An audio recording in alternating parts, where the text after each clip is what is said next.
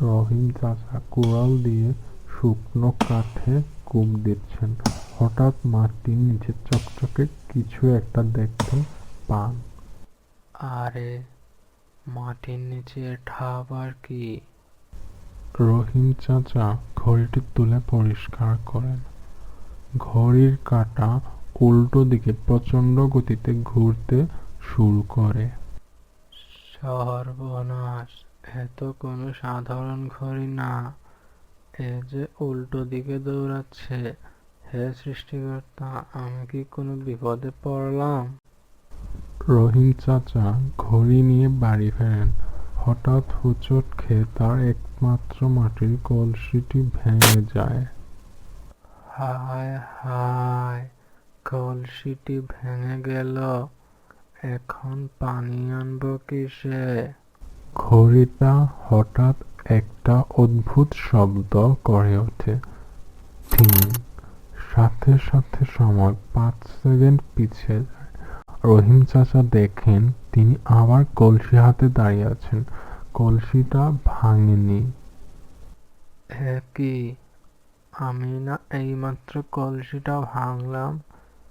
তবে কি এই ঘড়ি সময়কে পিছনে নিয়ে যেতে পারে? এইটা তো জাদুর ঘড়ি। বেড়ার ফাঁক দিয়ে গফুর সব দেখছিল। সে ঘরের ভেতর ঢুকে আসে। চাচা, এই বয়সে জাদুর খেলা শিখলেন কই থেকে? এই ঘড়ি তো আপনার হাতে মানায় না, এটা আমায় দিয়ে দেন। খবরদার গফুর, এটা কোনো খেলার জিনিস না। প্রকৃতির নিয়ম উল্টানো মানেই বিপদ ডেকে আনা। তুই এটা নিস না। রাখেন আপনার জ্ঞান। এই ঘড়ি দিয়া আমি এখন গ্রামের ভাগ্য বদলামু, আর নিজের পকেট ও ভরামু। গফুর জোর করে ঘড়িটা ছিনিয়ে নিয়ে দৌড়ে পালায়। গফুর বিশাল এক প্রাসাদে বসে আছে। ঘড়ি ব্যবহার করে সে বারবার লটারিতে জিতেছে, কিন্তু তার চেহারা বদলে গেছে। সে অনেক রোগা এবং বয়স্ক হয়ে গেছে। টাকা তো অনেক হইল, কিন্তু শরীরে তো শক্তি পাই না। এই ঘড়ি যতবার উল্টা ঘুরাই, মনে হয় আমার হায়াত কমে যায়। কর্তা, আপনার শরীর তো দিন দিন শুকাই যাইতেছে। গ্রামবাসী বলতেছে আপনি জাদুটনা করেছেন। চুপ কর, কারো কথা শুনবো না। আমি আমারও ধনী হতে চাই। আগামীকাল রাজার খাজনা লুট করার সময় যদি ধরা পড়ি, তবে এই ঘড়ি দিয়া আবার সময় পিছে পাঠাইয়া দিমু। হা হা হা। কিন্তু হঠাৎ ঘড়িটা একটা বিকট শব্দ করতে শুরু করে। কাঁটাগুলো এত জোরে ঘুরছে যে গফুর সেটা নিয়ন্ত্রণ করতে পারছে না।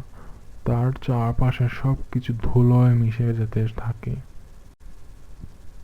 সময় উল্টো ঘুরতে ঘুরতে গফুর এখন এমন এক সময় চলে গেছে যেখানে এই গ্রামটাই তৈরি হয় না। সে এক গভীর জঙ্গলে একা। চাচা, ও রহিম চাচা, কই আপনি? আমি কই আসলাম? সব তো অন্ধকার। ঘড়িটা থামাও, কেউ থামাও।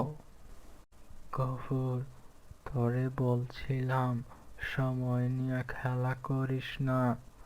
তুই শুধু সময় বদলাইতে চাইছিস, কিন্তু সেই সময়ের সাথে নিজের জীবনটাও হারায় ফেলেছিস।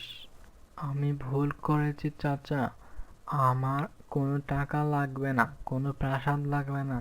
আমি শুধু স্বাভাবিকভাবে বাঁচতে চাই। আমাকে বাঁচান।